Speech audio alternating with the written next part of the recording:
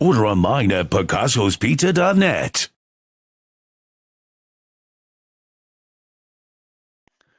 What is up, everybody? Welcome to this Trainwreck Sports podcast where we are here to pay the bills. Jake Micah, full squad tonight, joined by Mike and Mike Bundt, Mike Partham, Ajay Sapolsky, and Carson Hayek. As we've got a full episode today. There's a lot going on here. Well, maybe not a lot going on, depending on how you want to look at things. But the Bills on Sunday defeated the Kansas City Chiefs 28-21 in a I wouldn't say an epic affair, but hey, it was the most watched Week 9 game, 30 million people since 2007. So maybe epic in some portions.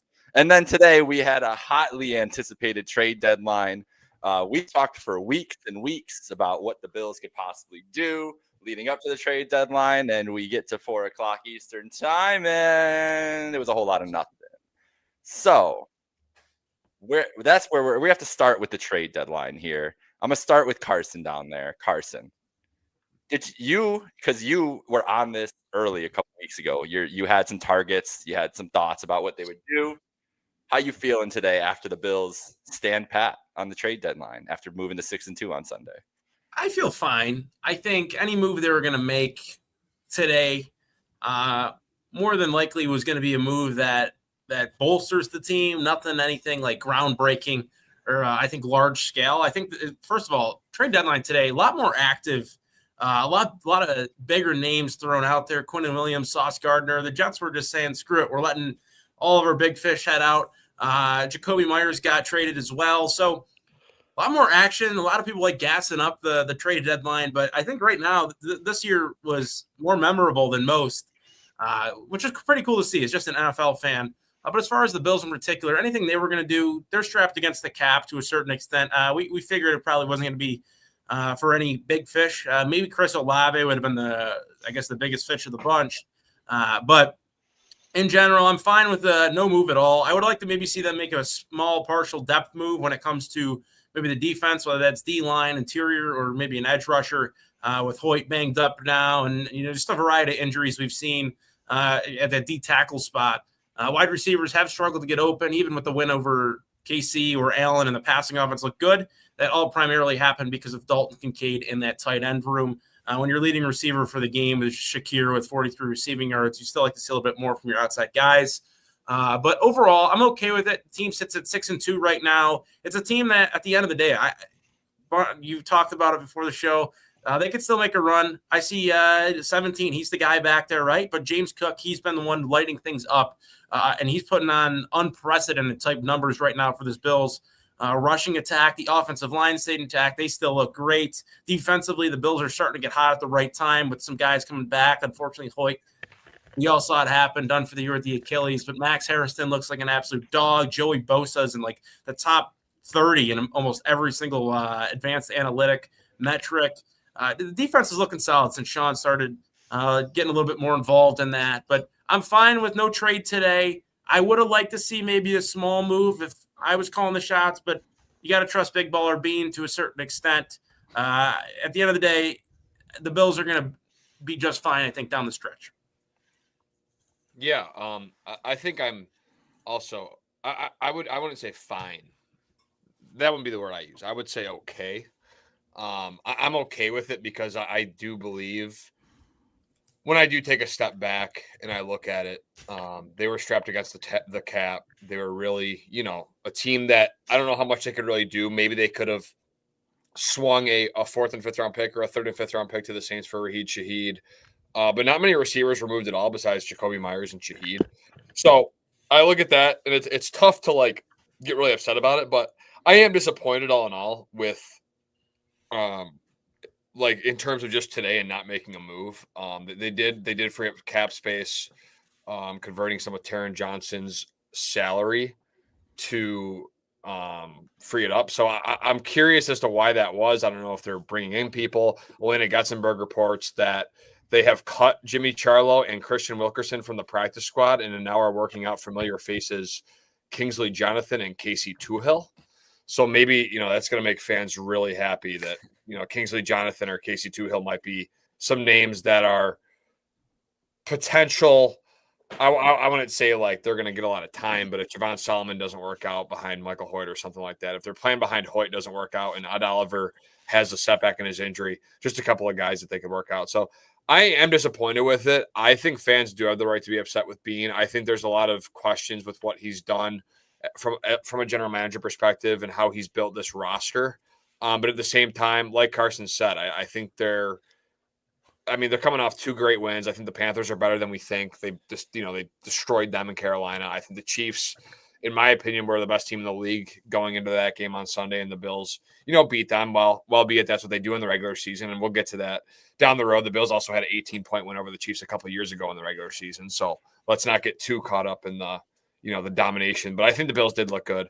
But yeah, I think they're a team that's going to make a run. I think they will be in it down the stretch. The division's still up for grabs 50-50, but I am disappointed they did not bring in a receiver or a defensive lineman, especially because I think that they opened up that cap space for what? That's my only question. That's why it's confusing to me. And I think they had a chance to really, like Carson said, bolster their team today. But I understand, it's a two-way street, and it's tough to get stuff done sometimes in the NFL. As I look up and down the roster, and we've had questions about the Bills' defense in recent weeks, obviously losing to the Patriots and the Falcons the way they did raised a lot of that. And they don't, of course, have Hoyt anymore because of a very unfortunate injury on top of already losing Ed Oliver. But I'm looking at Greg Rousseau. I'm looking at Ajay Epinesa even, and Joey Bosa, of course, being very effective in pass rush effectiveness, at least according to Next Gen Stats. Epinesa was out there making plays, and we've seen the emergence of Cole Bishop, especially in the Kansas City game, batting down passes, especially against a quarterback of Patrick Mahomes' caliber. And of course, you just dropped in Max Harrison, and he's literally and figuratively hitting the ground running stride for stride with Xavier Worthy. So I think that the concerns about the secondary, where we were talking about safety and corner, were some of the speculated positions that maybe Beane was going to target, but it looks like that's stabilized. And they obviously didn't have Shaq Thompson for this game, but I think he's playing very effective, and I don't think he's going to be out for too long. There's been some questions about, Terrell Bernard and Matt Milano's effectiveness, especially in the pass game. But as long as we can get Shaq in there within a short amount of time, I think the whole defense as a whole, especially now that Sean McDermott is taking over partial play calling, but whatever that's done, it looks like the whole defense is stabilized as a whole. And ever since the Ravens game, it looks like I think they've given up the third least amount of points in the league. So as far as additions to the defense and the defensive line, we're going to have Hoyt back next year. We're going to have Ed Oliver possibly for the Super Bowl. God knows if we can make it there. So I don't see any big additions on the defensive line short of trading a first-round pick for Trey Hendrickson as being necessarily needed, at least in the long run. We have our great tight end. We have a great offensive line. We have a top-tier running back. And, of course, we have Josh Allen. No introductions needed there. The only thing this team is missing is a boundary top wide receiver because – they tweeted out today, everybody eats. Well, I'm looking at the stat line for the Kansas City game. I see Dalton Kincaid at the top. Khalil Shakir got a few touches for like an average of 6.1 yards per catch. And after that, it's a bunch of 1 and 2 yard catch, 1 and 2 receptions from all these other guys. And it's like Dalton Kincaid's the only one eating at the table. Khalil Shakir is eating leftovers, and everybody else has table scraps. The one weakness of this team is wide receiver. And of course, we've been banging the table on this even before the season began. So I feel you're going to restructure that Teron money and not pull the trigger. And obviously, we don't know what the price was. We don't know who he talked to. We don't know what they were asking for. But at some point, you just got to pull the trigger and say, okay, this is the year we're going for it. This is the year we're going to say we're the Rams and F them picks. Because how many years are we going to just say, we're good enough to compete, we're good enough to make a run, and then not try to be better than what the Bills already are? Yeah, we're a great team. Yeah, the Bills are contenders. Yeah, the Vegas odds say they have a good chance of winning the AFC East and being the number 1 seed and going to the Super Bowl. Let's even be better than that. Let's hedge our bets, as in we're this good. We're good enough to go far. Let's try to be better so we can make sure we can go even farther. So at the end of the day, we're all just going to yell at each other over philosophical, views on, should we just be good enough and, save our picks next year for whatever our needs might be in the future? And how many years are we going to say, well, we're good enough to compete, so let's just stand pat where we are? And then 10 or 15 years later, when we're at the final year of Josh Allen's contract and his final contract with the Bills, whenever he decides either A, he's going to call it a career, and B, he wants to possibly go to another team and have a shot at a Super Bowl with another franchise, are we going to look back at that point and say, oh, maybe we should have done more at that point? But at the end of the day, you never know what's going to happen in the playoffs, except we keep anticipating what's going to happen in the playoffs. The Bills are going to run into the Chiefs. It's going to be a competitive game. Josh Allen's going to have the ball in his hands with like 2 or 3 minutes to play, and they're only going to be down by a score. And wouldn't you take that? Well, we have taken that, and it hasn't worked out. I'd rather have the option that Josh Allen has the ball in his hands up 2 scores rather than down 1 score, because that hasn't worked out in the past. And we do have some weapons, but I don't think we have enough weapons, and you can always use more weapons. But Mike Bundt, I know you got a lot to say, so please regale us. You know what was nice? The Bills actually did have a 2-score lead over the Chiefs yesterday, and that was with the current group of guys. Yesterday, regular season. Okay, but let's be real. Like, it's not like the Chiefs aren't trying in the regular season. Like, the Bills games in the playoffs are basically the same game, except for the Bills don't execute in that big moment. So, like, I'm not going to say, oh, it doesn't count because it's a regular season. That's so stupid. Both teams are going 100%. The difference in the playoffs is that the Bills find ways to blow games. It's not a talent thing in the playoffs. It's an execution thing in situational moments. I wanted the Bills to make a trade. I would have loved to get Chris Olave. I would have loved to have Rashid Shaheed or Brian Thomas Jr. or Jalen Waddle. But you know what those teams also want? They want certain things back in return. And if we're going to be real, Jalen Waddle was not going to get traded from Miami to Buffalo. Brian Thomas Jr. was not getting traded at all because the Jags think that they have a chance to make the playoffs, and that's why they traded for Jacoby Myers, who the Bills reportedly were in on. And you look at Rashid Shaheed, a 4th and a 5th. Okay, whatever. Is Rashid Shaheed really making the Bills' offense so much better than what it is now? Probably not. A month ago, when we were talking about trades, we were talking about safety. And that was before Cole Bishop has reinvigorated our thoughts on the position, because Cole Bishop right now is playing like an above-average safety in the NFL. Jordan Poyer has completely changed the room with his presence back there, the communication. We might have been talking cornerback a couple weeks ago. Now Maxwell Hairston has changed that up quite a bit. Linebacker, we might have talked about it as a possibility, but now they're healthier at linebacker. They're going to have Shaq Thompson back. Every reporter that covers the NFL that was talking about the trade deadline going in when discussing the Bills said it was for a defensive lineman, that they weren't really happy with what the wide receiver market was looking like. So you know what this really comes down to? It comes down to fan expectations here, the reality of the situation here, and then this is what the Bills gave us. Fans had their expectations way higher than they should have, and then they end up disappointed when they don't get what their unrealistic expectations were. You undersell, over-deliver. Fans oversell their expectations, and then they end up disappointed. This is why I'm a metrics guy and when I'm a data guy. When you know numbers, when you know data, you know where to keep your expectations. And this is what the fan base is just completely naive about. Is this team as good as maybe previous Bills teams? I don't know. The DVOA, they're a little bit lower, but they're not that far below. The other thing is, previous Bills teams had to go up against Kansas City on the road. Kansas City is 5-4 right now. They're not even guaranteed to win the AFC West. I know, crazy. I said it 2 months ago. Turns out 2 months later, we're still looking at that situation where now they're the second odds in the AFC West to win that division. Crazy how sometimes I say things and it comes to fruition a little bit. But the point of it being, the Bills have gotten much better in a lot of their weak areas that we have discussed. AJ, we talked about the defense for the last 2-3 weeks. What did I say? You get marginally better at each spot. You're going to have a better overall defense. Well, since the Baltimore game, as Mike said, and I appreciate you bringing it up, Mike, they're the 3rd best in the NFL in points allowed.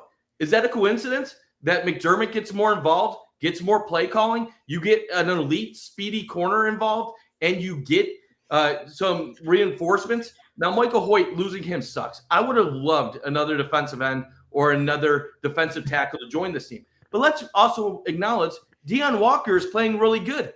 Earlier in the year, we never could have counted on that being the case. Joey Bosa is playing as one of the top 10 defensive ends in the NFL right now, based on all the advanced metrics. Greg Rousseau has very good metrics right now. Ajay Epineza has very good numbers as a rotational piece. If the Bills were going to add a defensive end, they were going to be adding a fourth piece to a rotation.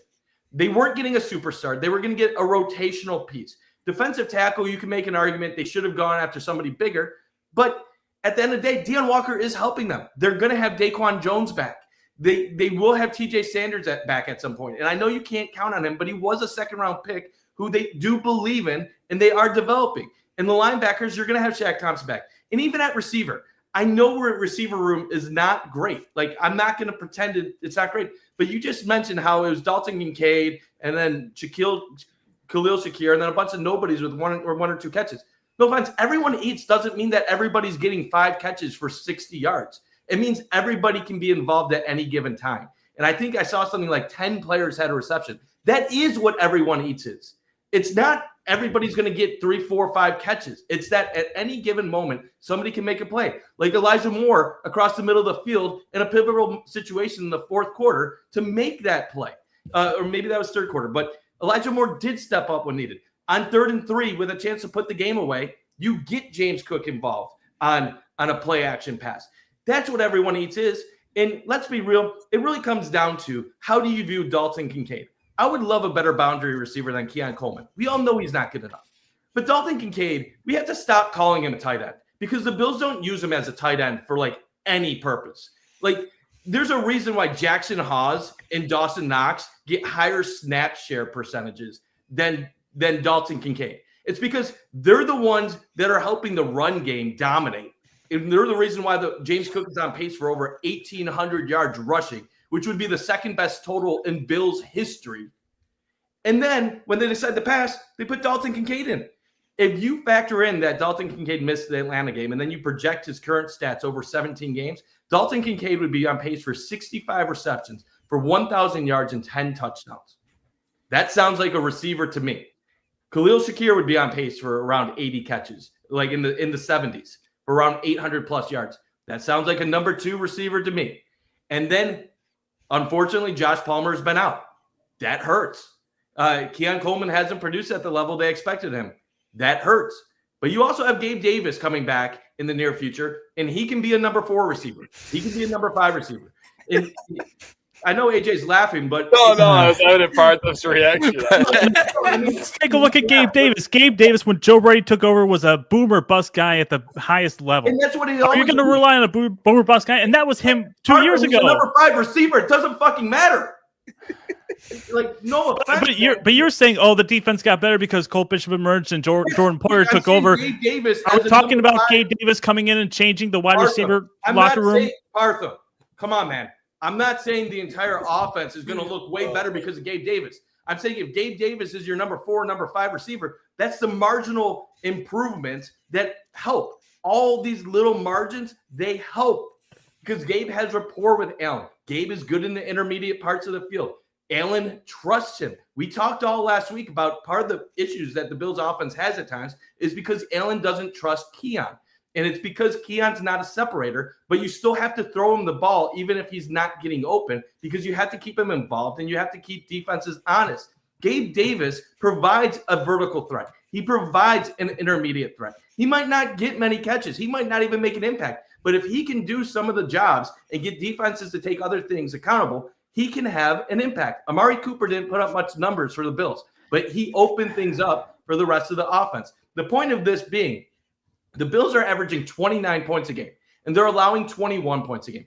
They still have one of the best point differentials in the NFL. Their metrics are good. This team has beaten Lamar Jackson and the Ravens when healthy and the Kansas City Chiefs. How many teams across the NFL could beat the Chiefs and the Ravens in the same season?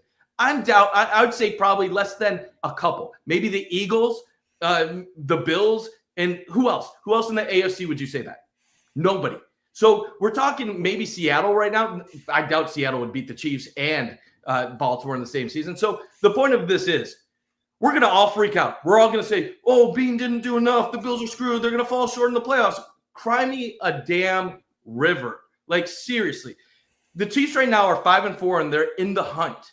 there's no guarantee this Chiefs team wins the AFC West. And if they don't, there's no guarantee the Chiefs are going to play the Bills in the playoffs. And if Baltimore doesn't go on some crazy run, which they probably will, there's a chance you might have no Joe Burrow, no Lamar Jackson, and you might avoid even playing the Chiefs in the playoffs.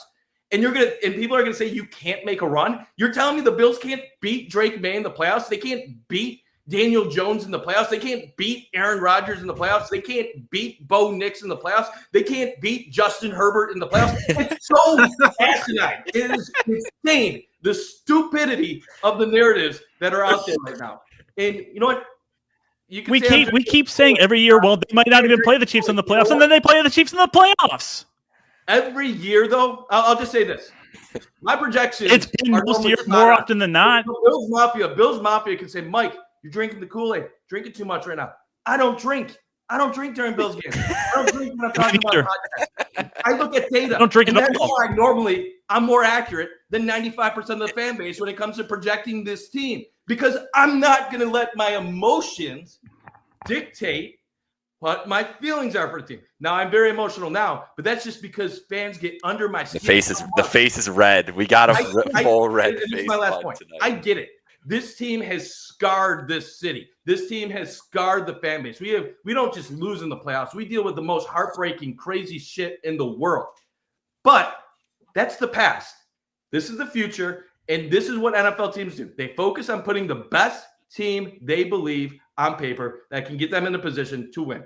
And you can argue whether or not they did that today. I would say I wish they did a move or not. But even if they got Rashid Shaheed or they made a move for another receiver, the advanced data would say that would give you a teeny marginal better chance at winning. It wouldn't suddenly say you're a Super Bowl winner. It would say, now maybe you're slightly 0.3 wins better over a course of a 17-game season.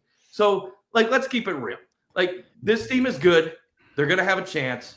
And it all comes down to in January when they're playing Daniel Jones in the AFC Championship in Indianapolis, are they going to make that drive with 2 minutes left to beat the Colts and get it past Sauce Gardner?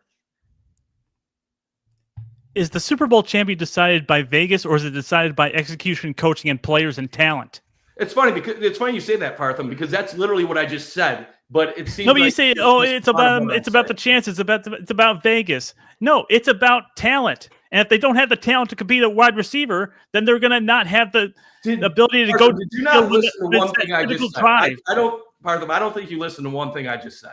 I buy into advanced stats. I buy into advanced metrics. I also buy into history. And the history says that this is the same GM, the same coach, and the same quarterback with the same offensive coordinator they had last year. And they didn't get it done. Andy Reid, by your logic, never really. Andy Reid didn't have the quarterback he has now, and now he's getting it done. He went to 3 straight NFC championships, and he kept losing.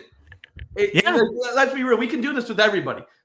I'm so tired of this. What happened in 2020? What happened in 2023? It's 2025 right now.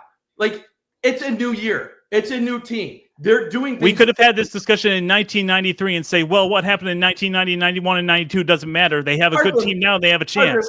Who were they going to trade for? Chris Olave. Did you want them to get Jalen Waddle? No, because the Dolphins were going to trade the division. That was not an expectation of mine. Guys, you were delusional, Partham. I was not expecting Jalen Waddle. They were never going to get any of those guys, Partham. What you were saying, how do you know that there wasn't an offer on the table and Brandon Beane said, "Oh, too rich for my blood"? There wasn't an offer on the table. We don't know. Let's go find out. Let's go ask Beane when he gets to the podium. Partham, you don't know. Okay, then let's go find out. You only know what's reported. I was a journalist. I was in the industry. No offense, man. You are going to kill a GM when you don't even know what the GM tried to do. You restructured Teron for what? No. Just because he didn't work something out doesn't mean he didn't try to work something out. For all we know, the Bills could have offered a first-round pick and a third-round pick for Jalen Waddle, and the Dolphins said, sorry, man, we're not trading him to the AFC East. You're in the division. We try to win games too, and we don't want to be going against Josh Allen and Jalen Waddle for the next 4 years. The Bills could have went to the Saints and said, hey, here's a first and Keon Coleman for Olave. And the Saints could have been like, guys, sorry, he's part of our future. We just traded away Rashid Shaheed, and we think that we need Olave, and we're going to extend him next year on a $30 million year deal. We don't know. That is the point. Fans are getting pissed off about stuff that they are ignorant and don't even know one tenth of what was taking place behind the scenes. And this is the crap that I get tired of it. Like, yes, the Bills suck in the playoffs against Kansas City. Yes, it's frustrating. But if the Bills were to play Kansas City in the playoffs tomorrow, based on what I saw on Sunday, it could go either way. And you know what? Rashid Shaheed or Jacoby Myers aren't going to make the difference in if they win or not. Know what's going to make the difference? Can they get a goddamn pass rush when it matters? I say it all season. I said it all season. The pass rush was the reason why, even when this defense sucked, I believe that they could be good. People laugh. But Mike, 7 sacks against Carolina doesn't really mean anything. It's just against Andy Dalton. Thank you, AJ. That was a great point that you made. Because when they did it against Mahomes, I was going to say, who was that? Were right the entire time. I'm just tired of everybody saying stupid shit because they've been scarred by this team. And then the data says other things. And then the data ends up being right. Trust the data. Because you know what? Computers are smarter than humans. And when you use the human element and you use it to disprove a computer, normally you get proven wrong. So when I trust the data, I'm normally right. When I trust my eyes, I'm normally wrong. That's feedback for everybody when they try to analyze football in the future. Trust the data before you trust yourself. Because we're not football coaches, we're not football players, and we definitely don't know as much as advanced supercomputers that have all the information. And if you want to question me, in the 70s, Gil Brandt invented basically football analytics, and the Cowboys had a dynasty. So data has been going back 50 years, and the teams that are advanced the most with it are the ones that win at the highest level. Listen, at the end of the day, I trust analytics from an individual player standpoint, figuring out, not just seeing with your eyes, but seeing through advanced metrics how players are doing, especially in hockey, because your eyes can lie to you a lot with hockey players. I trust analytics there. I trust analytics in football as far as individual team and unit performances. I'm not going to buy that simply, the Bills have a chance to do this as a whole team, to go to the Super Bowl, to win the Super Bowl, to win the AFC East, win the number 1 seed, whatever, just based on, they have the best chance. They have good chances the last 4 or 5 years. And how did it all work out? The games are not played in the data. They might not play Kansas City this year, Parth. They always do. But that doesn't mean they will. Come on, man. But when it happens, what did the players say in the locker room after the last Kansas City game in the playoffs last year? We saw a lot of stuff that we didn't see in them in the regular season. Coaching. That you don't even know. Dude, we don't even know. Exactly. You guys are both. You both have a point. It's just on the exact opposite end of the spectrum of where here's it's the coming thing. from. I just don't want us to rest on our laurels just because we're a good enough team. On their laurels, they don't have what they viewed an upgrade, and that's why they didn't make the trade. If Brandon Beane saw that there was an upgrade to be made for a price that was worth it, he would have done it. It's not like Brandon Beane saying, "No, I'm not going to trade for Chris Olave. No, I'm not going to trade for Jalen Waddle." He's doing calculated risk assessment. Let me just say, no one was talking about Jalen Waddle. Very few people were talking about Jacoby Myers from a fit standpoint, and everybody knew that the Dolphins were not trading in the division. Those guys were not on most people's radar. It was always about the Saints and their 2 receivers. The Saints weren't going to give up Olave. It was Adam Schefter reported this like a week ago.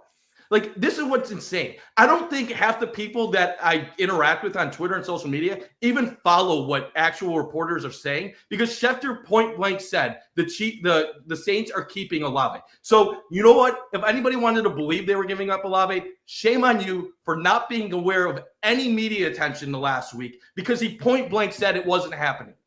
The only 2 receivers that Schefter said could possibly get traded that were top end guys were Rashid Shaheed and Jacoby Myers. He said it over the last 3 days, and it was reported a week ago as well. So I am sorry that half the fan base is ignorant to what national reporters say. But when something is reported and people refuse to read it or refuse to acknowledge it, that's a fantasy world that those people, I guess, deserve to be upset because they're doing it to themselves. I'm sorry, I don't live in that fantasy world. I was part of the media. I pay attention to the smart people, and that's why I have better takes than most people. Like, I know I'm sounding like a condescending dick right now, and maybe I am. But maybe if other people paid a little more attention to the smart, analytical, and good reporters in the National Football League, we'd have a more informed, intelligent group of people in the world. But obviously that's not the case. If you view anything in politics or anything in pop culture or anything, most people are pretty stupid. So you know what? Shouldn't be a surprise that we have stupid commentary when it comes to the Bills. All right, I realize I'm talking about Jerry Jones here, but most people wasn't he and everybody else saying, "Oh, they're not trading Micah Parsons and not trading Micah Parsons. They're gonna stick to their guns and they're gonna try and work out a deal." And what happened? They traded Micah Parsons. Jerry Jones just because the teams say they don't want to do something dude. Isn't ironclad logic. That's all I'm saying. Okay. And you know what? Something that's obvious, paying attention to Jerry Jones for like as long as I've followed football, never trust Jerry Jones says. Right. I agree with that point. There's a difference between when Adam Schefter says something is fact and Jerry Jones says something. I'm going to trust Adam Schefter. I'm not going to trust Jerry Jones because Jerry Jones is talking out of his ass. And he's also a man in his 80s who I don't even know if he knows where he physically is at half the time he's talking right now. Since we've reached the Jerry Jones part, I'll get back in here. I wanted to see how long you guys could go, honestly. Probably could have gone the whole time. So I want to get Carson and Ajay back in here. I mean, I don't really have a lot to add to what is just everything. There's so much to get into. So I want to just hear Carson, overall, like when you look at this team standing pat and you look at the state of the league, because we're having a lot of conversations around where they're at, compared to KC, but all these other teams too. Like we have to take the totality of everything into this, right? Like you have to take in the Colts. Like everybody's worried about the Colts and what they look like. Well, the Colts just got manhandled by the Steelers, who we all would have said are pretty mid last week. Everybody's worried about the Patriots. Well, the Patriots, yes, they beat the Bills on the road. The Bills made a lot of mistakes that game. Patriots haven't played a lot of teams this year. Denver 7-2. It's Mike Sando of The Athletic called them the worst 7-2 team he's ever seen or something of the likes in his article the other day. So like just around the league with where the Bills are at now and what you notice around the league, like how do you still feel about where their position is going into a playoff scenario, into the stretch run of the season? Because I understand I understand Partham and where you're at with wanting to go all in. Like we've seen teams do it. We've seen, you said fuck them picks. We've seen Les Snead go all in and it worked. Someone mentioned the Eagles earlier and them adding, Jalen Phillip. And every year it seems like the Eagles add somebody and them doing that. But we've also seen teams, the Bill, and I think that there's not enough credence given the fact that the Bills are a consistently excellent team as well. So just where are you at with where the state of the AFC is? And then AJ, jump in after Carson there too. Well, I think, first of all, both of your guys' arguments there's reasoning for both of your arguments. Parthy, you bring it up with the Rams and the Eagles. Like, yeah, you're right. Like they send a lot out to bring a lot in, and they've had success with it over the years. As far as our team, I think it's an open race for anybody right now. We've talked about this all year long. When the Indianapolis Colts are the 1 seed, and the Broncos are fighting for a 1 seed, and they look to be a team that's not as good as their 7-2 record shows. Anybody can take this at the end of the day. I just don't want this to be something 2 weeks ago, coming out of the bye week, or after that loss against Atlanta, everybody was saying the season was over. The season's over. The Bills aren't the same team. I just don't want this is what I don't like is when, as somebody who's played before, I don't like the roller coaster of emotions. I don't think it was ever as bad as what was portrayed offensively. I really don't. This team still, they beat themselves. They're misexecuting. You remember back to the defensively even. Go back to the Atlanta game. First play of the game, they force a fumble. What happens? We're offsides. So you never know how that game goes. The defense was cooked for the first half. After that, they make some adjustments.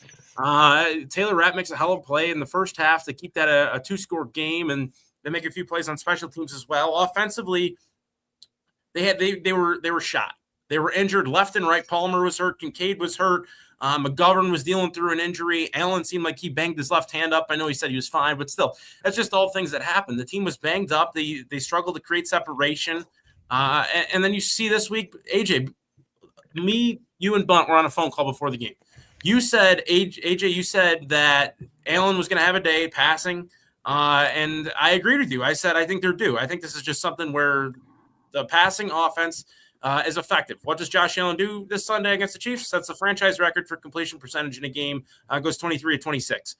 So they showed the flashes. They've shown flashes over periods of time that, hey, even though the average depth of target is down, they're still one of the most explosive plays in the explosive teams when it comes to plays with explosive play rates in the league this year. And it's they just do it in a different way. The run game is just absolutely killer. James Cook, 216 rushing yards a week ago, goes for 114. And it's not like teams aren't aware of James Cook anymore. They're stacking the box. I believe his 8-man box or something like that. It's like at 23%, which is a little bit above league average. So it's just, I think this team stacks up fine. It's just how the situations come down. Is this team going to be healthy? You can't predict the future. I just want this roller coaster to even level out a little bit. You have a tough test coming up against not necessarily Miami, but after them, you got the likes of Houston, Pittsburgh, Tampa Bay. Those are all teams you're going to have to play good against if you're going to have a chance to win those football games. So I think this game against KC was a real tough test, and they got over it in a nice way as well. I thought they played a great game. This is 2 weeks in a row now where they've at least played I'd give them at least a B grade. And then I guess just one thing before I send it over to AJ. Like, I think this team stacks up well, but shout out Matt Perino for reporting on this. They let Jimmy Charlo and Wilkerson go off the practice squad. Wilkerson was the wide receiver in preseason. Had a few good games. And then they worked out to Corey Couch, who was a corner, Garrett Nelson, who's a defensive end, Kingsley Jonathan.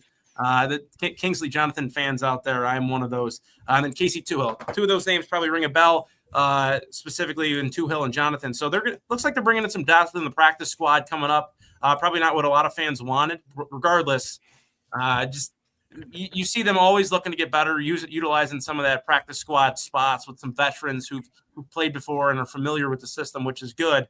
I'd like to see a move. I would have liked to see a move, but I'm okay with it. Like AJ said, I'm fine with it. And I think this is a team right now just getting the dance. You never know what happens after that. After all, you get the reigning MVP at quarterback. Yeah, I think looking around the league, I think this is the best I've felt about the Buffalo Bills since – I think maybe this year, even against Baltimore, just because their defense looked so bad in that game that I just had so much concern about them stopping elite offenses. And then even the following 3 weeks, the Jets game I felt good, but that was just – I have no belief in Justin Fields, and I did not believe they were a good team. And then the Saints and Dolphins, they won those games, but they were not as easy as I thought they should have been. And then they lose, obviously, to Atlanta and New England, and I obviously was not feeling good. I told Jake this. I'm going to stick to my point, like the whole McDermott thing, and if you want him fired, same with Beane. Like, I kind of both go hand in hand now. Like, I see both sides to it. I'm at that point where, like, the conversations got like I'm at the point where like I don't even have an opinion about it anymore.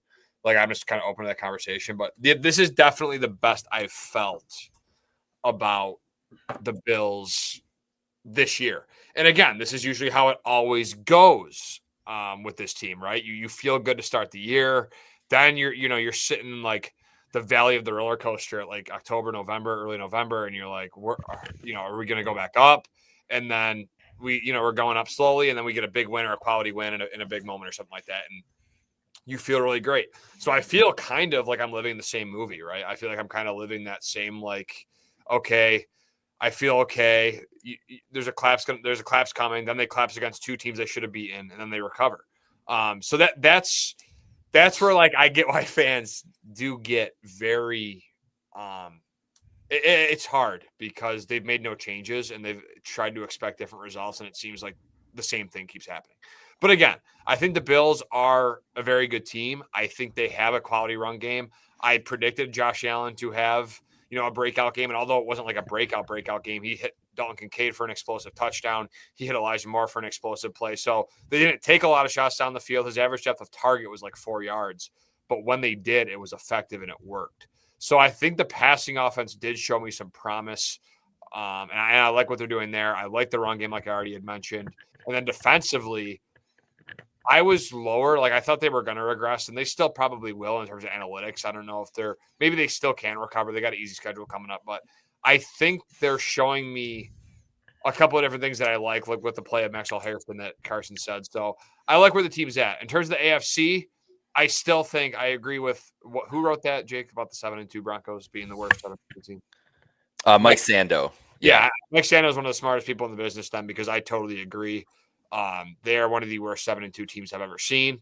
I still think the Chiefs win the division. I still think I'm predicting it. I don't know it. I do not know this, but I'm predicting that the Bills will have to beat the Chiefs in the playoffs again because I just don't trust the Colts. I think they're going to, I think the Sauce Gardner move helps, but I think now that they've hit adversity this season, like this is the first time they really haven't had it smooth sailing. We'll see how they respond. Maybe I'll give it a few more weeks where I'm out on them, but I think I'm less high. I'm less high on them than I was a couple weeks ago. Same thing with the Steelers. I don't really think they're that great of a team, even though they beat Indy. The Jags, Texans, they don't really inspire me that much. The Ravens could get hot down the stretch and sneak in. That's probably my biggest fear is playing them as well. So all in all, I mean, the AFC's wide open. Who knows what the heck's going to happen? The Bills, like I said, they're a good team. They gotten better defensively. I think they've responded like they always do in the regular season. They beat the Chiefs in the regular season like they always do, right? Like it's just like Nick Wright said it today, and I love Nick Wright in terms of his. I shouldn't say that on a Bills podcast, but that was crazy. I don't love Nick Wright, but I like Nick Wright when he comes like when he does like the September champs thing. Clipping that one. I think it's hysterical. And today he posted a clip of like, yeah, well, we all know how it's going to end, and it's satire. But he's like, we all know how it's going to end. The Patriot or the Chiefs aren't going to be out of it forever. They're going to go to Highmark Stadium in the final game in Bills Stadium and beat them.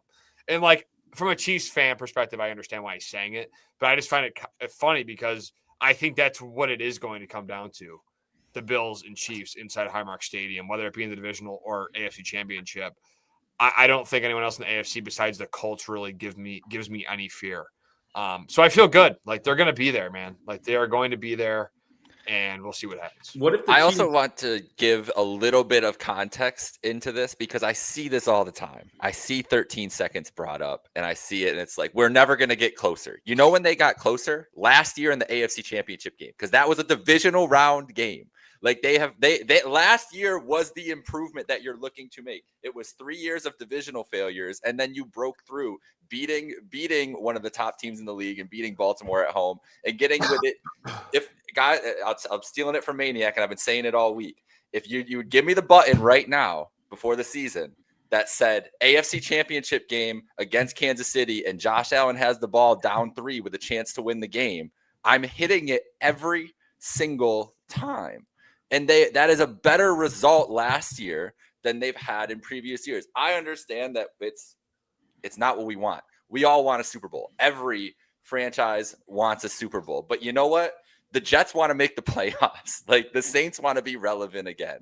The Browns would like to have a relevant football team. You have to take these things step by step. You have to be good in the regular season. You have to win the games in front of you. You have to get into a good playoff spot and then let all that play out. So I understand, like we are Bills fans, and we've talked about this all year on this show, guys. Like everybody was in January before September even started. Everybody's just, and that's valid. And I understand that I'm excited for playoff football. Playoff football, I didn't get it for most of my life as a Bills fan, so I love watching playoff football. I'm happy to be watching playoff football nowadays. But it is so hard to build a consistent winner in this league, and the improvement you wanted to see them make the Super Bowl, yes, but the improvement you wanted was they got into a deeper run last year. Like they are on an upward trajectory. And last year was supposed to be a year that was a punt year with dead cap space, with a lot of young guys taking on roles. And now you're seeing some of the belief in those young guys. And there's like a Cole Bishop, who it's perfect timing for Cole Bishop to show up and have one of his, best games of the best game of his career this week. And that's a great point to, something we talked about all summer long, where it's like, hey man, what if Cole Bishop does just get better? What if some of these guys do just get a little bit better? And, Bundt talking about it on the margins. Like if Hairston coming in and just playing a little bit better at it just for me is the perspective of it all. Like bringing up 13 seconds, bringing up the divisional figures. Okay, well, last year was the championship game, and last year was a 3-point game that could have went any which way. And it's a superhero play from Allen, just getting missed away from them having a chance to go win that game. And that's not solace. That's not an excuse, but it's hell of a lot better than a lot of other situations that this team could be in. And then they're still back next year, a half game out of the 1 seed again, halfway through the season. And again, if I would have told you before the season, you're 6-2, but you beat Baltimore and Kansas City, a lot of people would have taken that. They would have been like, where are the losses coming from, if not to those two teams, but would have taken it to see them be in those big games and win in those big moments. So it's just like, it's hard for me because I get the trauma. I get like it's sucked. Like it has sucked the last couple of years to lose these games, especially in the AFC Championship game last year, to get that close and think that this is our year. We're going to get there. But man, they're still in just as good a position. Now, that doesn't mean that they're going to break through, and it hasn't meant they're going to break through. But it also means they have as good a chance to break through this year as they had in the other years too. And you have to weigh. You can't go too overboard one way or the other with one of those, because they both share equal weight in how you should look at this team's outlook going forward, in my opinion. I understand you want to be upset, but I also think you should have optimism the way the group has looked for 8 weeks. I think that's it. That's where I'm at sitting with this. Yeah. I mean, that's perfectly fair. And this is the thing. You can use past results to make changes, but just something that there's also like a statute of limitations, like how far going back is actually helpful. Like this 0-4 against the Chiefs stuff is so stupid to me, because you're going back to 2020. Like that Bills team then wasn't even competitive. Like I would have told you in 2020, the Bills were happy just to be in the AFC Championship game at that point. The 13 seconds game, that was a Brian Daboll air raid offense. They got everything done in the air. They had no run game. Devin Singletary was good at that point, but he wasn't what they have in James Cook now. Then 2 years ago, the Bills tried to slow the game down, do longer series, and they had the ball late, and they missed a field goal. Like, they literally missed a field goal that could have forced overtime. And then last year, they have the ball with a chance to win it, and they don't convert. But that was the beginning of their transformation to being more of a run team. And now they are a really good, effective run team. And what are the teams that Kansas City normally struggles against? They struggle against teams that can pound them on the run. Kansas City doesn't allow 100-yard games. So when you can run the ball effectively against them, it puts them in a tough situation. Kansas City's not used to being pressured. The Bills pressure them. It's like the Bills aren't a sexy team. So what most people equate that to being is not a fun and good team. But still, being a run-first offense, they're scoring basically the same amount of points a game as they did when they were a pass-first offense. At the end of the day, that's what this game is all about, putting points on the board. I don't care if you run it 99% of the time if you get 30 points, or if you pass it 99% of the time if you get 30 points. We are getting far too obsessed with how they're putting points up the board when the results are the same. Since 2019, the Bills have gone 10-6, 13-3, 11-6, 13-3, 11-6, 13-4, and right now they're 6-2. They're consistent, and they've adapted their team. What the conclusion after the Daboll and Dorsey years was that the Bills didn't think they could beat the Chiefs, being an air raid, pass-heavy team. There was a great tweet the other day. When the Bills typically play the Chiefs in the playoffs, in their losses, they've thrown the ball about 65% of the time. The Bills are now running the ball a lot more, and look at how much different it looks. It's a different game, and everybody's upset because they're not passing it. A lot of this is by design. Jake, I told you the other day that they did pass predominantly against the Chiefs. No, they did throw the ball, but they ran the ball more than they through the ball. No, but I'm saying in past regular season games, they threw the ball more and still had success. That's my point. Yes, no, and I'm fine with throwing the ball, whatever works. But Jake, there was a video I shared. I don't know if you got to see it, but it showed the calculus of what percentage of the time you should run the ball versus passing the ball. And the most interesting thing about it was that Sam Darnold is one of the elite quarterbacks in the NFL this year. You know where he has his most success passing out of? Heavy formation. Why? Because teams match up the run against them. That's what the Bills are trying to do. They run the ball heavy because they want teams to try to stop the run game. Once they get teams to focus on stopping their run, that opens up the pass game. And this is a simple calculus. You can do a pass defense or you can do a run defense. You can do a run offense or you can do a pass offense. When you are running the ball against a run defense, you're going to run for under 3 yards a carry. But when you run it against a pass defense, you're going to run for about 6 yards a carry. Now, when you're passing against a pass defense, you might throw it for 6 yards a pass. When you're passing against a run defense, you might throw it for 10 yards a pass. So you'd say the EPA and everything would always say, pass the ball, right? Wrong. Because here's the thing. When teams know that you're doing something all the time, they'll defend it, and then they'll neutralize it, and then you have to account by switching things up. Basically, what the numbers showed is that you should be running the ball close to 52 to 53% of the time, because where the chart meets up, to have the maximum efficiency, you need to run the ball at least half the time to get the defensive looks to open up the passing game. Otherwise, if you're just passing against pass defenses constantly, you're not going to be able to be effective enough with your passing game to score enough. So I think everybody's talking about like, oh, the Bills need this, they need that. What we saw against Kansas City is really the true answer. Kansas City couldn't slow down the Bills' running game consistently enough. They ended up having to do some things to try to stop it. And then when the Bills did play action, they started getting guys open. What have we not seen much from the Bills this year? Play action. It's not a coincidence that the Bills' pass game had struggled for several weeks with Dalton Kincaid missing a game and only playing 14 snaps and no Josh Palmer. And then suddenly they play one of the best defenses in the NFL. And Josh Allen goes 23 of 26 for 273 yards and a touchdown. That's what football is. That's football strategy.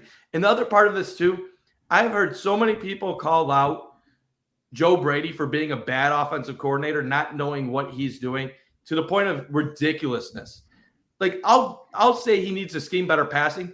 The more and more I am following content, the people that know football, the offensive linemen, the former the guys that are in the trenches, he is doing Mike Shanahan and Kyle Shanahan run concepts that are amongst some of the most advanced running techniques and strategies in the NFL.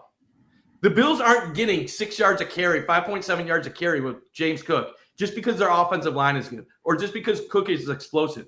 They're using Reggie Gilliam in an amazing amount of ways. They've been a trendsetter with the 6 offensive linemen with Alec Anderson, and then basically using now Jackson Hawes as a cheat code to where they don't even need the 6 offensive linemen. They have Jackson Hawes. The Bills' offense is one of the most explosive in the NFL, despite not even being a great passing team at times, because they are so complex and advanced in so many other areas that I think this conversation has all gotten to they don't have good enough receivers, and we're not acknowledging like they might have the most advanced running game in the NFL. Fun. And they can come playoff time, that's going to be the difference. That's what's going to help them. Because Can I interrupt you for a second? Yeah, you're good. I just want to ask you this question. I just want to hear what you want to think. So Greg Olsen, do you respect him? A ton. And I know what he's saying about the heavy. Use the heavy to pass it. Okay. So you saw what I was saying. Okay. So that was where I was going to bring up. But that's the thing. That's the thing. What is Seattle doing in the heavy formation? Extra tight ends. And then they get an outside receiver. Now, the Bills, I wish they had a better outside receiver. Yeah. I would love a Jackson Smith and Jigba. They don't grow on trees. So, like, yes, and I wanted Jackson Smith and Jigba. So, like, people that say, Mike, you don't want a receiver, like, I've been begging for a Jackson Smith and Jigba. I wanted Rashid Shaheed. Like people look at what I say and they're like, oh, you don't want this. No, I do want this. The point of it being is what the Bills are doing offensively is ahead of the trends. It is what they should be doing. I can't help it if fans want them to run an offense that worked 2020 or 2021. But the way defenses are defending them right now, that is not going to work. You can only do what your personnel is. And let's be real, with the trade deadline today, the Bills had less than $3.5 million in cap room. So just getting Jacoby Myers would have been difficult from a cap hit perspective. So this is what it really comes down to at the end of the day. If the Chiefs win the AFC West and they come back, okay, you're probably playing the Chiefs at some point in the playoffs. But if they somehow don't, say the Chiefs end up as a 5 seed, a 6 seed, a 7 seed, and they go to Indy or they go to Denver or somewhere else in the first round and they lose, because that's not beyond the realm of possibility. If the Bills have a scenario where they avoid the Chiefs in the playoffs, they are your Super Bowl favorites instantaneously. So I just get mad at the narratives that this team is not good enough because the data says they're the best running team in the NFL besides maybe the Colts. The data says they generate passing explosive plays at a higher rate than almost anybody else in the NFL, even if they're not going deep. And the data also says they're an elite pass rushing team that creates pressure at a higher rate than almost anybody else in the league in true pass sets, and that they also get to the quarterback. And we're seeing Joey Bosa go off. Why did we bring in Joey Bosa? We always said Joey Bosa, we need him to show up in big games. Well, he did. Greg Rousseau showed up in a big game. Ajay Epeneza's showing up in big games. What they have right now is a team that's less sexy, less fun, but in the playoffs, it's built to win a title. And fans can disagree with me all they want. But what happened when the Bills when they were throwing for 4,300 yards a game and their pass rush didn't exist in the playoffs? They got smoked against Cincinnati. They got smoked in the AFC Championship against Kansas City. Ever since they started running the ball more, they keep in these games. They have a chance late. The Bills have everything they need. They have to execute and come up with situational plays when it matters the most. And I'm sorry, Bills Mafia is hurt and struggling with the pain of recent playoff losses. But if you talk to Cover One and they are 100 times smarter than me, they'll acknowledge the same exact stuff I'm talking with you right now. Eric Turner will acknowledge it. The other smart football minds that watch football will acknowledge it. I've been on this the whole year. When everybody's saying pass more, I'm saying run more. And now all the smart football guys across the league are saying the same stuff I've been saying all year. So either I might know what I'm talking about a little bit, or maybe the smart football guys are now copying my shit and pasting it. But I think maybe I was onto something. Well, all right. Let me ask you this, Bundt. Let me ask you this scenario. We could avoid the Chiefs in the playoffs, but I don't like the idea of we have to rely on avoiding the Chiefs in the playoffs. Well, let's say we can't. Let's say we run into them. Let's say we still have a good run game. Let's say we still have a good pass rush, and the Chiefs just find a way to beat us. They find a way to outcoach us. They find a way to outplay us, and the Bills just don't find a way to execute in the critical moment. At that point, in that what if scenario, I'm not saying it's going to happen. I'm saying there's a possibility it could happen. At that point, what do we then say about how this team is constructed, what their philosophy is, and what their coaching is like? Simple do we then take in the whole spectrum of, they were a pass heavy team, they beat the Chiefs in the regular season, and then they didn't get done in the playoffs. Now they transitioned, and now they're a run heavy team, or at least a slightly run heavier team, and they still couldn't beat the Chiefs in the playoffs. Then what's our situation? What's going to be our point of view? You simply accept defeat at that point and relocate the team to a place across the country so you never have to watch the Bills game. Because at that point you've tried everything and it's not meant to be. So why even care at that point?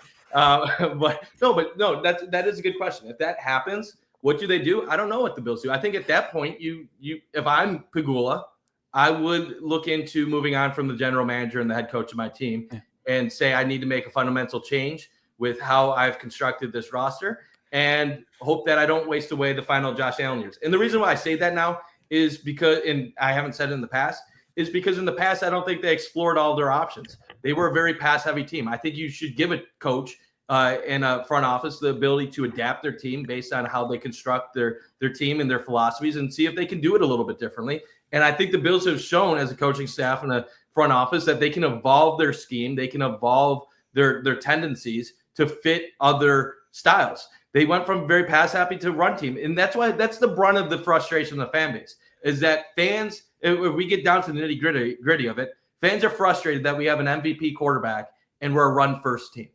But my counter to that would be this team has had more success as this run first team than they ever were as the pass heavy team. Now it's frustrating because you see all these other quarterbacks and they put up these big numbers on red zone. But at the end of the day, what is Baker Mayfield getting the Bucs to in the playoffs? Where's Sam Darnold gone deep in recent years? Like Mahomes isn't throwing for 4,500 yards and 40 touchdowns anymore. He's been limited with Kansas City in recent years.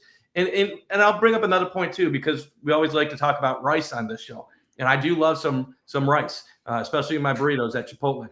But Rashee Rice has made a difference with the Chiefs. AJ was 100% right on that. I was wrong. But another player that we always talk about is Xavier Worthy. Xavier Worthy for a 17-game season right now would be projected to have 56 catches for 620 yards. We talk so much about how the Bills missed that pick. and how Xavier Worthy is going to make Bills fans pay. The dude's on pace for 2 touchdowns this year, 3 touchdowns. Like, Xavier Worthy's been horrible to the point where there's even Chiefs fans now saying the dude can't do anything but run vertical. And if you keep up with him, he can't run other routes. Horrible, Mike, horrible. But if the Bills signed him, you'd say he's a serviceable wide receiver 3 fit into the club. Yes, because we love the hypocrisy here. But the point of it being, like, last year, Keon Coleman was on pace for 700 yards before he was hurt. So the point being, we sometimes get enamored with these receivers and their names, but not what they actually do for your team. Like Rashid Shaheed, he would have been a vertical threat on the Bills, and I would have loved him. But Rashid Shaheed, we're talking about a guy that gets like 600, 700 yards. That's not even Gabe Davis when Gabe Davis was healthy on the Bills. I understand he's dealing with lesser quarterbacks in New Orleans. But the point being is the Bills could trade for Rashid Shaheed. They could trade for another guy, but they still have to utilize them properly. They still have to get the playbook down quickly, and then they have to be a chemistry fit. A lot of Bills fans thought Elijah Moore would be an instant upgrade at receiver because he was fast and he can run a 4-4, and that Josh Allen would be able to use him as a deep threat. And I was always saying, no, that's not how it's going to work because he's not that good of a player. And what do you see in Elijah Moore here? He makes the occasional catch, but he's not a big-time impact player. It's at the trade deadline, it's hard to get somebody in right away and have them fit into your offense. And if you trade a 4th and a 5th round pick for Shaheed, and then he comes in the last 10 games of the season, he gets you 12 catches for 172 yards, you're going to be regretting that 4th and 5th round pick unless you got something big in the playoffs out of him. So I guess the point of it is we always assume that when you bring somebody in, you're going to get the best version of him. And yes, I know I do that a lot with the Bills additions. Everybody does. We want to hope for the best. We want to see what they're doing. But there's a lot going right with the Bills offense, and I think a lot more going right than going wrong. And sometimes when you have this pain or you have a couple weeks of poor play, you tend to sensationalize what happened in a game or 1 or 2 bad moments rather than focus on all the good that has happened with this team. And like I said, we can focus on how they scored 14 points against Atlanta, or we can focus on the fact that they scored 20-plus points in every other game besides that, including 2 games where they got basically to 40. Yep. Well, anybody else? Go ahead, Parthy. Regardless of what they tried to do in the offseason with bringing in Elijah Moore and Josh Palmer, regardless of what they could or could not have done at this trade deadline, regardless of what they expected out of Keon Coleman or anybody else they could have drafted, I just don't like the idea that this passing offense, the receiving core, and I'm including Dalton Kincaid because I'm going to make my point about Dalton Kincaid, is that for a guy that's already been hurt this season for a couple games, for a guy that was already limited last year because of a nagging injury then, I don't like the idea that we're one more injury to Dalton Kincaid away from our passing offense, our downfield passing offense to just basically go in the toilet. And it doesn't matter how good James Cook was, we couldn't score 30 points when Dalton Kincaid was out. That's fair. But know what they'll do if Dalton Kincaid does go down again? They're just going to rely on the run game more. And they're going to have to get Josh Palmer back, which he's back practicing this week in a limited capacity. And I know AJ's going to laugh when I say Gabe Davis, but Grape Davis, yes, Grape Davis. Oh, I was laughing at Grape Davis has a chance to make impact on the team. And we had a comment earlier. I was trying to basically say this earlier. 6 out of the 8 games that Gabe Davis had under Joe Brady, he had 0 catches.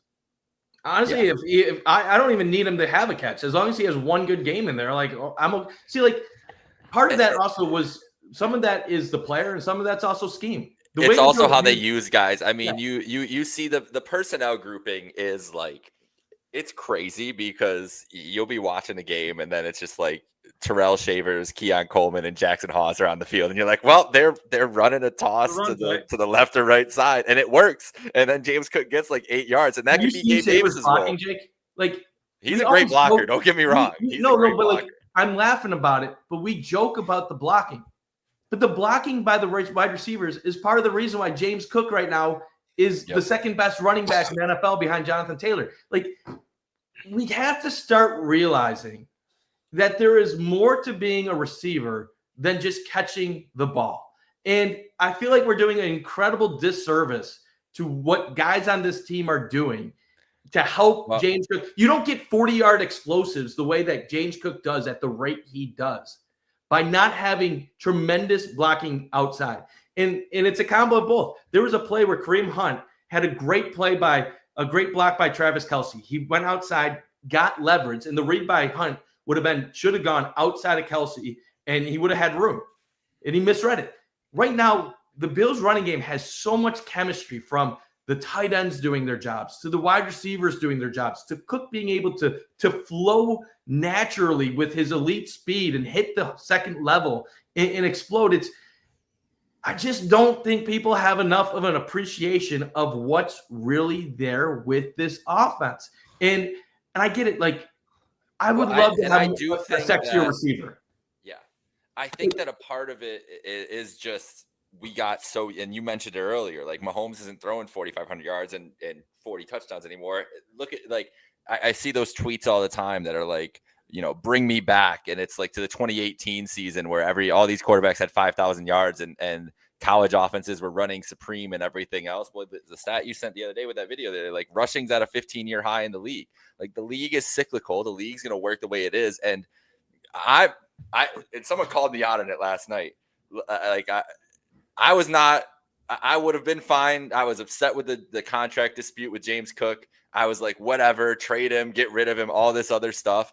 But and I realized that was crazy to say, because I don't think NFL media has even caught up to the fact of where the rushing game is at in the NFL and how prominent it is. And like, it feels like when I'm watching these games on Sunday, it feels like I'm back in 2005 and like watching the Danian Tomlinson and Sean Alexander like dominate these games. Like this, we're in a different era where, yes, it's amazing to have these uber talented quarterbacks, but it's not going to get you where you want to go. And Cincinnati, like, look at Cincinnati. I mean, Burrow's been hurt and there's a lot of issues there and everything else, but they paid 2 big wide receivers and a quarterback, and they haven't made the playoffs in 3 years. And they're not the only example of that. The Cowboys, pay CeeDee Lamb and Dak Prescott a lot of money, and then they have to get rid of the best pass rusher in football, and they're falling apart. So it's just like, you just have to. I want a number one receiver. I don't think this team would even use him the right way. Even Dalton Kincaid is getting 34% of the snaps right now. That's about what Stephon Diggs was getting when he was here. He was at like 40. Like, I think by the end of the year, he was at like 40% of the snaps in Buffalo. Right now, he's getting like 30% in New England. Like, teams are just if you can't be out there in helping in the run game, like, teams just aren't putting you on the field either. So it's just like, it's just. The league is changing in front of us, and people don't do well with change. I think that's really as much as what. Hey, Jake, you made a great point. The receivers, the teams you just mentioned, the Cowboys and the Bengals, they have 2 of the best offenses in the NFL. They light it up on a weekly basis. You know what they both did? They invested in 2 receivers. Bills fans for years would love to do that. Even when we had Gabe Davis and Stephon Diggs, they wanted a better number 2. You know what you know what that did to them? It crippled their defenses to the point where they can't stop teams for under 30 points at all. They go up against the worst offenses in the league, and they make them look like prime Tom Brady and Peyton Manning. Crazy. And you know what? This is what I've been saying forever. It's about salary cap allocation. Those teams put sexy ahead of good. They have great offense. They can make it look beautiful at times, but they're bad teams because they can't stop a nosebleed if they wanted to. And that's what real football people know. You can't build a team just on the skill positions. You need to build a team in the trenches. And how did the Bills dominate the Chiefs? In the trenches. The Chiefs couldn't run on the Bills. Philadelphia Eagles. Yes, 100%. The Eagles are just – the difference with the Eagles, though, is they got the receivers ahead of time, and their quarterback – the thing with the Eagles is the quarterback is not on the level of everybody else, and that's the biggest thing is they could afford to spend because they don't have to spend $55 million on Hurts. I don't know how much he's making. He might be close to that now. He's probably up there in the 50s now. But yeah, but when they first brought him in, and this is at the end of the day, what it comes down to. And I told AJ this, and I'll let AJ respond to this. The Bills are copying the Chiefs' strategy of when they won their back-to-back Super Bowls. What did they do then? Right before their second Super Bowl, they traded away Tyreek Hill. So they went into a year with no good receivers. They wanted Xavier Worthy to be the guy. The guy from Western Michigan. I'm forgetting his name. Sky Moore. Sky Moore. They wanted Sky Moore to be the guy, but he never developed. And they had a couple other guys that didn't really turn into what they thought they would. And the Chiefs' offense, it was ugly at times. It was anemic at times.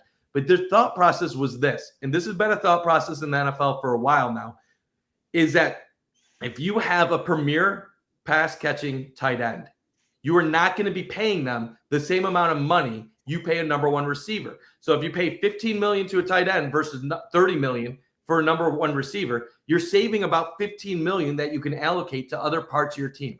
Fans don't want to hear this, but the Chiefs won 2 Super Bowls with Travis Kelce being their number one receiver.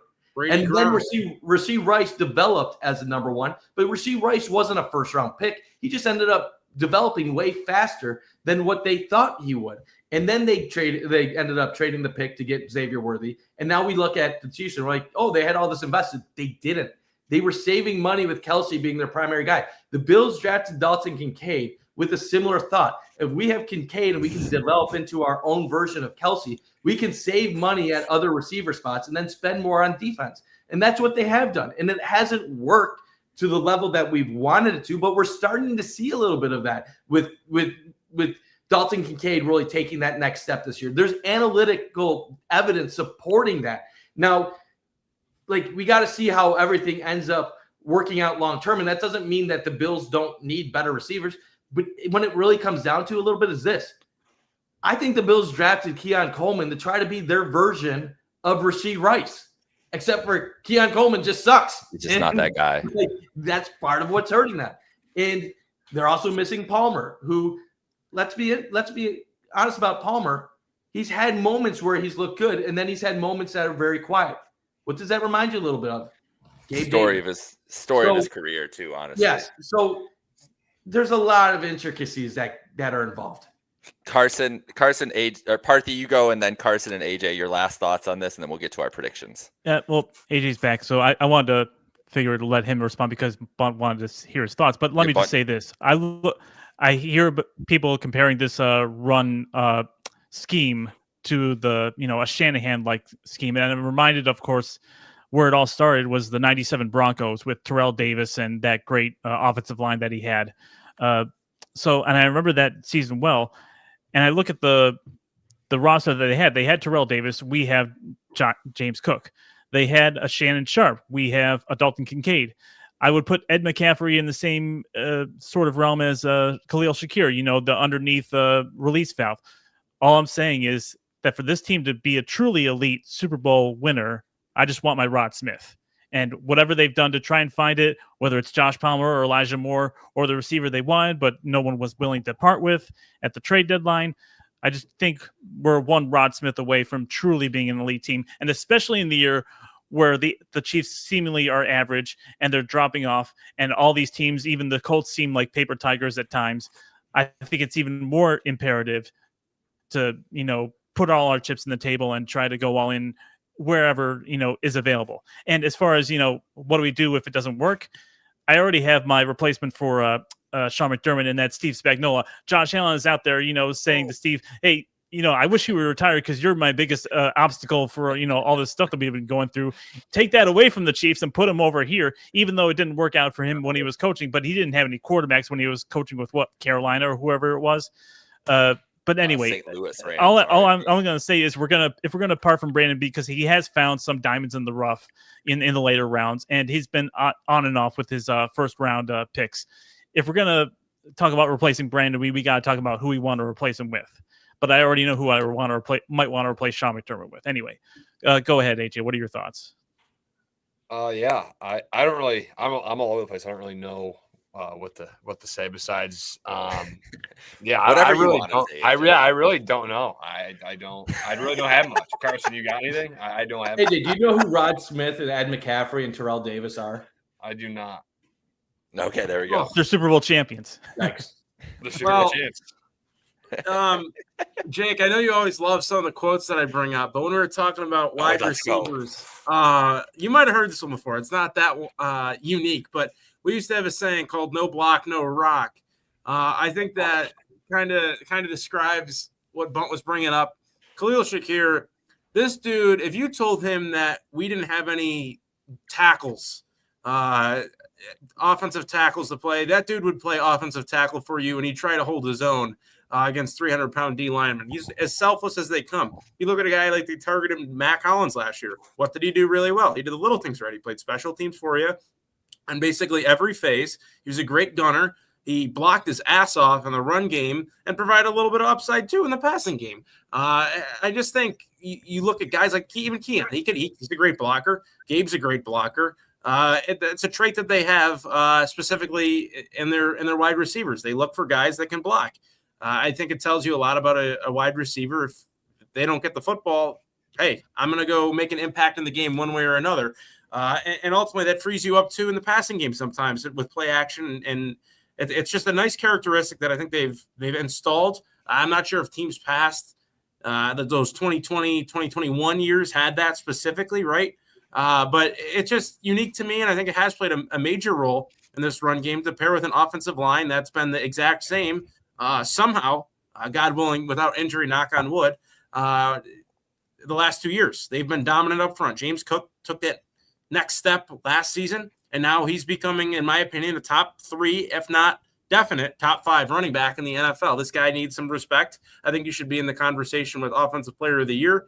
Just on the field, the dude's incredible. And you can see when he's off the field, Ray Davis and Ty Johnson, I love them. I think they're great serviceable backs. They aren't getting the job done. Plain and simple. They need to be better. So when Cook's in the field, it's an immediate change. I think some of that's because of the line. I think a lot of that's because of the line, actually. And I think some of it's also because of the blocking with the wide receivers. So it's a trait that they have. Again, everybody eats. I love people who try to hate on that. And to an extent, there's 2 to 3 weeks out of the year, they are right that nobody does eat. But you're never going to play a perfect game when it comes to playing back-to-backs. And it's just every year you have the same story. You start the year off hot. Everybody gives them Super Bowl champion vibes. Then you play a rough 2 to 3 weeks. Everybody thinks the sky's falling. And I think even a little bit today we talked about it. I'm not willing to praise them as much as some people today did. I'm also not willing to – I was never as low on them as some people were a few weeks ago. I think they're a team that's pretty damn good. Why not them? I don't think they're the favorites by any stretch of the imagination to win the Super Bowl as it stands right now. But if they can get hot, I don't see why, as long as they get in the dance, there's whether that's wild card because New England continues to capitalize on an easier schedule or the Bills come back and win the AFC East. As long as they get in the dance with a run game that they have and with a defense that's starting to trend in the right direction and playing consistent, good football, I don't see why the Bills right now can't be at the very top of that title reign, even without making that big splash move that some people hope for, or staying put right now. I still think this roster is more than capable, considering the fact that in a way they're kind of running it back. Yeah, well said, Carson. All right, let's get into the prediction portion here as we wrap up. We do have a game this week. The Bills play the Miami Dolphins. Do we? In Miami. Maybe at this rate, who knows? Just game isn't competitive unless Mike gets his wish and we just pile up the franchise and move him across the country. Then maybe we won't have a game. I don't know. This is an interesting spot for the Dolphins.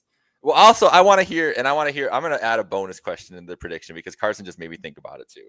I want to hear who your Super Bowl favorite would be. Right now, just one team. You get to pick one team who you would have as your Super Bowl favorite as it stands right here heading into week 10. And I want your prediction for the game. And I'll start with, I'm going to put Carson on the spot and go back around because he brought it up. But I'll go with my prediction first and my Super Bowl favorite. If I had to pick one, it's not the Bills. It's still, I still a believer in the Los Angeles Rams. So I'm going to go with that. If they beat the Niners and get their win back again this week after losing them on a short week, I think the momentum will be fully behind the Rams. Stafford's starting to get his MVP buzz after last week. So that'd be my pick. And I think the Bills win 34-17. Pretty similar. It's like 4 points less for the Dolphins from the first matchup. A field goal added on for the Buffalo matchup. I think the Bills will have success offensively again against the Dolphins. And I swear to God, if I see Tua scrambling around again like he was on Thursday, he just I'm going to runs lose backwards. my mind. Yeah, exactly. So I'm not anticipating big things for the Dolphins this week. I think 34-17 Buffalo win and pretty handily won at that. I think that to answer your first question, Rams are a good team. I like them. I think Stafford should be the MVP right now. I know Bills fans think it's Josh, but the team that the Rams have compared to the Bills and the year that Stafford's having he's just incredible. Just to be doing it that's for a separate conversation. Anyway, my team, Puka and Devontae aren't that. There's, well, AJ, you always do something at least once a broadcast that ignite the flame. Regardless, they do have Kyron Williams too. While we're at it too, they're a good team. They're a good team. Don't get me wrong, but I think that's Stafford. No, Matt Stafford's my MVP pick too. It was just funny. I had to. That's good. I'm glad we can agree on that. Anyway. My team right now, I'd probably either say is the Eagles or probably Detroit. Down to those two. I'm a big Detroit guy. I know you guys. I know they're coming off a loss this week, but I still got a lot of faith in them. I think their upside is extremely, extremely high, and I think this could be the year they figure it out. As for the Bills, though, Miami, they failed to score even touch the end zone last week offensively. Rough game against the Ravens. Lamar did come back for them, but culture is still shot there. New interim GM, I should say. So I guess if you wanted to bring that up, that could be a little bit of flame for the Dolphins. Jalen Phillips gone.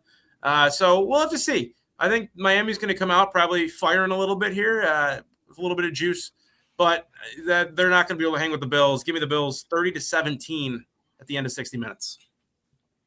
Yeah, the Super Bowl favorites for me right now are the Bills. I think Vegas-wise, they're the favorite to win the Super Bowl. So I'm just going to go along those lines and what did you say? The Super Bowl favorite right now is the Buffalo Bills in Week 10. Okay. So that's the answer to my first question, and then the second question, I think the Bills are going to handle business. I think Miami.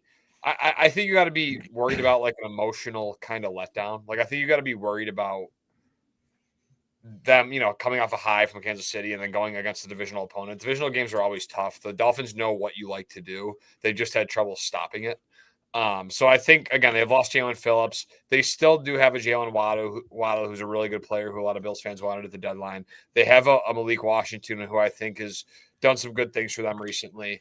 Their tight end room's terrible. Devon Achane is, I think, a good back and can take the top off your defense. So the Bills are going to have to play, good there. Tua, I think he's actually bouncing back a little bit the last 2 weeks. Yes. He still has his moments as a quarterback. So I think this Bills team is going to go in. I think they're going to handle business. Give me 35-13 Bills. Everybody's saying how we're going to talk about metrics.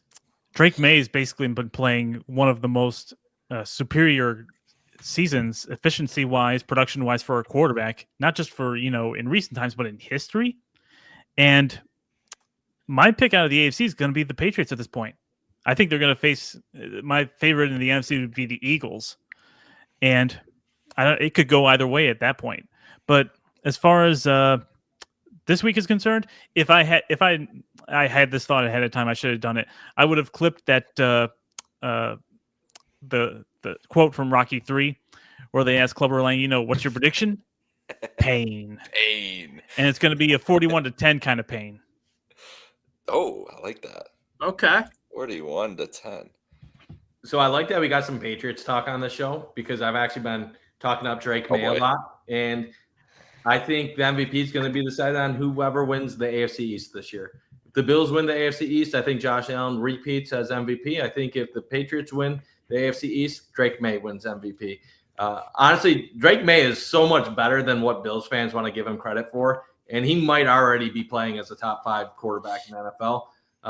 Who knows if this is going to stay this way or not, but his metrics are insane. So I'm glad you brought that up, Partha, because I don't think he's getting enough respect from Bills fans for what he can do. People compare him to Mac Jones still. Insane. The dude can improvise.